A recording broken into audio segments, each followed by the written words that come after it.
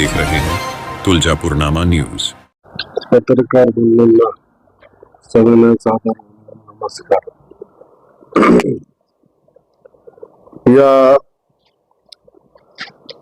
तुळजापूर या महान क्षेत्री जिथं शक्ती आणि भक्ती या दोन्ही एकत्रित नांदतात आणि या शक्ती आणि भक्ती एकत्रित नांदत असल्या अनन्य साधारण महत्व। पण थोडीशी पूर्वपीठिका अशी सांगतो की गुरुचरित्र सारामृत हा जो ग्रंथ आहे, हा ग्रंथ मूळ गुरुचरित्रावरनं सार रूपाने साधारण 100 वर्षापूर्वी या ग्रंथाचं लेखन झालं। हा ग्रंथ लिहिला परमपूज्य दासगणू महाराजांनी आणि त्यांना नरसिंहवाडी इथं ती आज्ञा झाली। ग्रंथाचा लेखनाचा आरंभ हा नरसिंहवाडीमध्ये झाला आणि त्या ग्रंथाची लेखन समाप्ती ही आपल्या मराठवाड्यातल्या नांदेड इथं पूर्ण झाली। त्याच्यानंतर हा ग्रंथ फक्त गोरठा संस्थांपुरताच मर्यादित राहिला। या ग्रंथाचा प्रचार प्रसार त्यावेळेला काही होऊ शकला नाही किंवा ती स्वामी महाराजांची इच्छा नव्हती। पण मागच्या 4 वर्षापूर्वी स्वामी महाराजांनी मला एक आज्ञा केली की हा जो ग्रंथ आहे त्याचं पारायण प्रथमतः परभणीमध्ये 1008 स्वरूपाचं पहिलं पारायण झालं आणि त्या पारायणाकरता जे ग्रंथ उपलब्ध केलेले होते त्याच उपलब्ध ग्रंथातनं मागच्या अधिक मासात पुणे, संभाजीनगर आणि हिंगोली या तिन्ही ठिकाणी 108 पद्धतीचे सामुदायिक पारायण केले आणि त्या पारायणाची समाप्ती झाल्यानंतर कारंजाला जिथं नरसिंह सरस्वतींचं जन्मस्थान आहे तिथं जाऊन सेवा त्यांच्या चरणी रुजू करताना स्वामी महाराजांनी अशी आज्ञा दिली की हा जो ग्रंथ आहे की गुरुभक्तीचा दीपक आहे, की सुयोग्य गुरुभक्ती आणि गुरुभक्ती करताना अंधश्रद्धेपासून दूर राहणं आणि सुयोग्य रीतीने गुरुभक्ती करणं एवढ्या करता हा ग्रंथ प्रत्येक घराघरात पोचणं हे आवश्यक आहे। आणि आता उर्वरित आयुष्यामध्ये हे कार्य पार पडावं असं पार पाडण्याकरता त्यांनी आज्ञा दिली आणि त्या आज्ञेला अनुसरून 11 पारायणाची मालिका चालू करण्याचं ठरवलं। त्यातलं पहिलं पारायण 1008चं कात्रज इथं झालं, दुसरं पारायण आपल्या संभाजीनगरला झालं, तिसरं पारायण चिंचवडला झालं, चौथं पारायण परत संभाजीनगरला झालं। म्हणजे आतापर्यंत 2 पारायण पुण्यात, 1 चिंचवडला, 2 संभाजीनगर, 1 श्री क्षेत्र औंढा नागनाथ, 1 हिंगोली, 8वं पारायण नांदेड क्षेत्री झालं आणि 9वं पारायण मागच्या जानेवारीमध्ये जे संपलं ते गाणगापूर क्षेत्री संपन्न झालं। स्वामी महाराजांनी आज्ञा केली की गाणगापूरलाच तुळजापूरची तारीख त्यांनी जाहीर करायला लावली।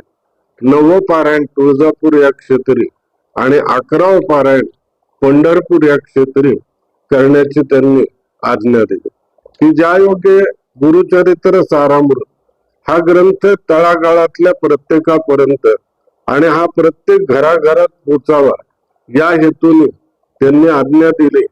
त्या आज्ञेला अनुसरून आपण या ग्रंथाचे आता तेलंगणातही पारायण होतात, कारण हा ग्रंथ आपण तेलुगू भाषेतही याला आपण रूपांतरित केलेलं आहे। इंग्रजीमध्ये हा ग्रंथ रूपांतरित झालेला आहे आणि काही काळात हिंदीमध्ये सुद्धा या ग्रंथाचं आपण रूपांतर करतोय की केवळ याच कारणाने की सुयोग्य गुरुभक्तीचं ज्ञान मिळावं आणि ज्या ज्ञानातनं समाज ही अंधश्रद्धा या बाकी सगळ्या गोष्टी आणि संस्कारक्षम पिढी झाली तर आपोआप वृद्धाश्रमाची सुद्धा आपली गरज राहणार नाही। या वेगवेगळ्या उपक्रमातनं हा उपक्रम आपल्या या तुळजापूर नगरीमध्ये करण्याचं ठरवलेलं 30 ऑक्टोबर ते 6 नोव्हेंबर या कालखंडामध्ये 1008 च्या वर वाचक या पारायणाला बसतील.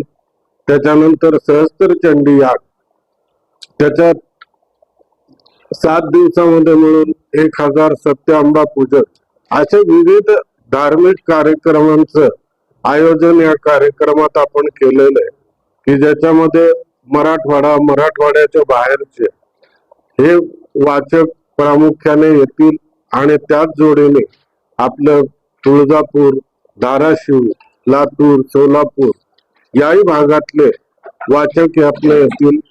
आणि या सगळ्या कार्यक्रमातनं एक हजारोनी गुरुपीठातली लोक पण सगळी एकत्रितरित्या येऊन या गुरु तत्व प्रदीप या परिवारामध्ये खूप आगळ्या वेगळ्या पद्धतीचा हा कार्यक्रम होतो. कारण गुरुचरित्र अंतर्गत जी मूळ शिकवण आहे की गुरुकडे बघताना त्याला व्यक्ती रूपात न बघता त्याला तत्व रूपात बघायला पाहिजे.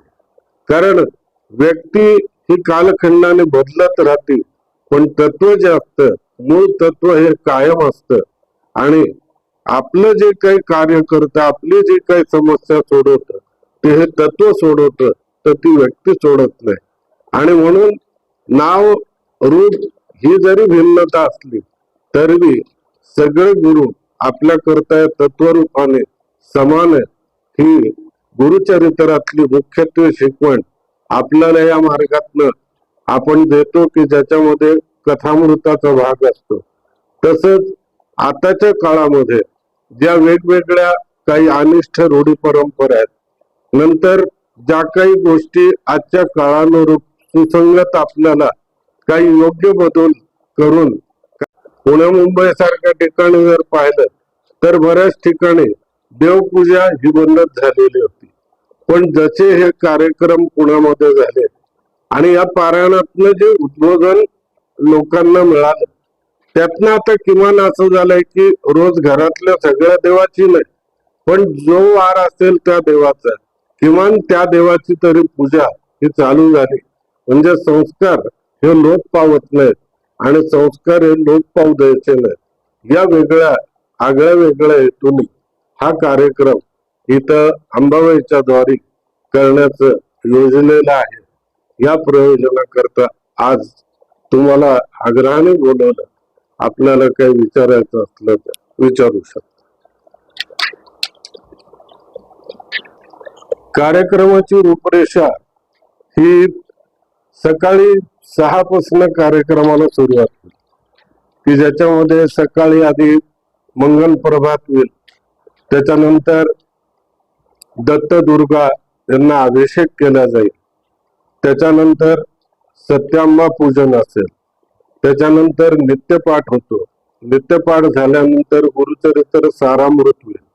नंतर दुपारच्या वेळेला माध्यान्ह आरती होईल. पारायणाला जेवढे वाचक असतील त्यांना सगळ्यांना ग्रंथ हा प्रसाद रूपाने दिला जातो, की 7 दिवसानंतर तो ग्रंथ प्रत्येक वाचकाने आपल्या घरी घेऊन जायचा असतो. आणि दुपारी भोजन आणि भोजनामध्ये कार्यस्थळी आणि महाद्वारी असं अन्नदान होईल. आणि दुपारी 3 वाजता कथामृत होईल. 3 ते 6 कथामृतानंतर या कार्यक्रमात आपण संस्कृती संवर्धनाच्या हेतूने जो पश्चिम महाराष्ट्र, कोकण या भागामध्ये अश्विन महिन्यामध्ये विशेषतः महिला भोंडला म्हणून जो प्रकार असतो तो करतात, तर तो योगायोगाने अश्विन महिना इथे म्हणून तो उपक्रम होईल. त्याच्यानंतर रात्री जागरण गोंधळ या पद्धतीची रूपरेषा असेल. त्याच्यामध्ये 31 तारखेपासून पंचकुंडात्मक सहस्त्रचंडी यागाला सुरुवात.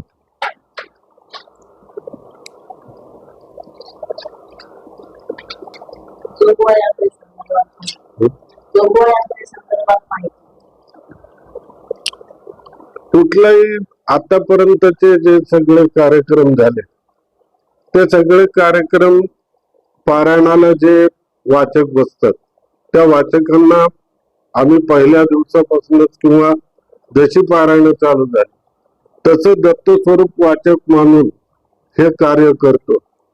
तर त्या अनुषंगाने यावेळेला स्वामी महाराज आणि अंबाबाईची आज्ञा, विशेष आज्ञा अशी, किंवा तुम्ही किमान काही घरी जाऊन, तुम्ही काही गावात जाऊन तुम्ही जोगवा मागा, कोरडी परडी घेऊन जा आणि इथं आल्यावर माझ्या महाद्वारी त्याची ओली परडी तुम्ही भरा. त्या अनुषंगाने ही जोगवा यात्रा ऑगस्ट महिन्यामध्ये करायचं नक्की केलं.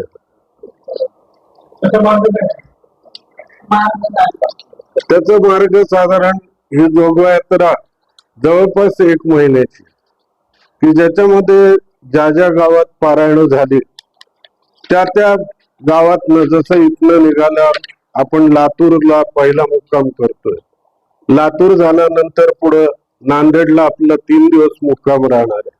की गावात सगळ्यांचा आग्रह किंवा आमच्या बाजूला जोगवा यात्रा येऊ द्या, आणि जोगवा यात्रेमध्ये आपल्या सोबत अंबाबाईची मूर्ती, दत्त महाराजांची मूर्ती ही राहील. आणि ज्या जागेवर आपण जाऊ तिथे गेल्यानंतर त्यांचं पूजन होईल, समोर परडी मांडल्या जाईल आणि जोगवा म्हणणं, पद म्हणणं, आणि ज्याला जी इच्छा असेल ते त्या परडीत अर्पण करेल आणि नंतर आरती होईल. आणि मग तिथला जोगव्याचा कार्यक्रम संपून पुन्हा गावात त्या दुसरीकडे अजून कुठं ठरला असेल असं तिथं जाऊन तो जोगवा या पद्धतीने मागितला जाईल. की ज्याच्यामध्ये आपण नांदेड आहे, हिंगोली आहे, परभणी आहे, आपला मराठवाडा पूर्ण आहे. मराठवाड्याच्या जोडीने नाशिक आहे, अहिल्यानगर आहे, पुणे आहे, चिंचवड आहे, नंतर सोलापूर आहे. एवढ्या भागातनं ही जोगवा यात्रा आपण संपन्न करणार. ही पूर्ण जोगवा यात्रेची तारीखवार मार्ग तालुका आहे.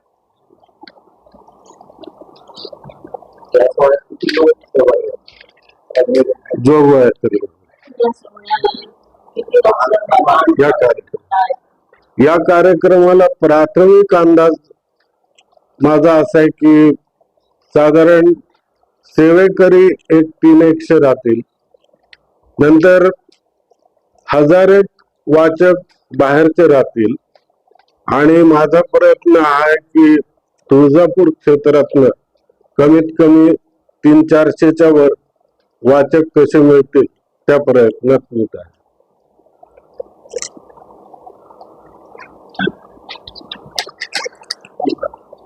राम रेसिडेन्सी, मलबा कदम डेव्हलपर्स, इच्छापूर्ती गणेश मंदिराच्या मागे पाठीमागे धाराशिव ही जी मागची जी जागा आहे त्या जागेमध्ये